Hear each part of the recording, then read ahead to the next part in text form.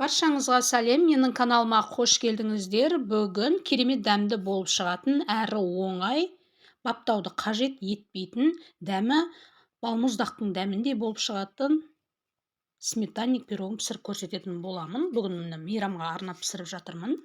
Видеоның соңына дейін көріңіздер. Ол үшін ыдысымызға еріп тұрған сары май және де шекер, жұмыртқа қосып, барлығын жақсылап араластырамыз. Грамм мөлшерін төменге описаниеге жазып қоямын. Сол жерге қарап дайындасаңыздар болады. Міне енді жақсылап араластырып алдық. Осының үстіне елеп дайындап қойған ұнымызды және қопсытқышты салып, қамырды жақсылап елеп шығамыз.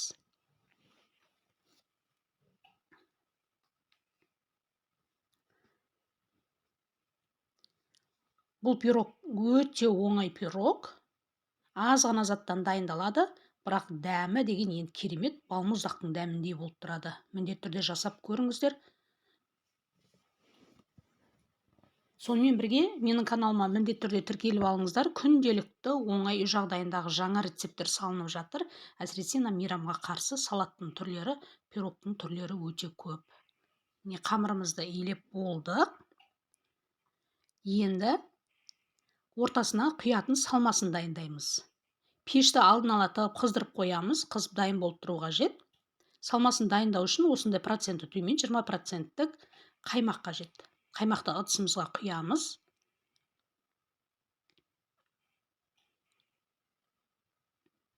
Үстіне шекер саламыз және де 2 жұмыртқаны жарып саламыз. Енді қасықпен жақсылап араластырамыз. Міне шекері еріп, әдемі начинка пайда болды.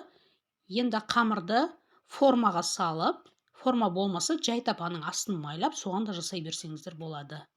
Дайындап болған қамырымыздың үстіне салмамызды салып, енді пирогты 170 градусқа 45 минутқа пісіруге жібереміз. Әркімнің пешінің пісу уақыты әрқалай. Сондықтан пештеріңізге қарайсыздар. Міне осымен керемет дәмді, балмұздақ дәмді пирогымыз дайын болды. Видеоның соңына дейін көргендеріңізге рахмет. Ас болсын.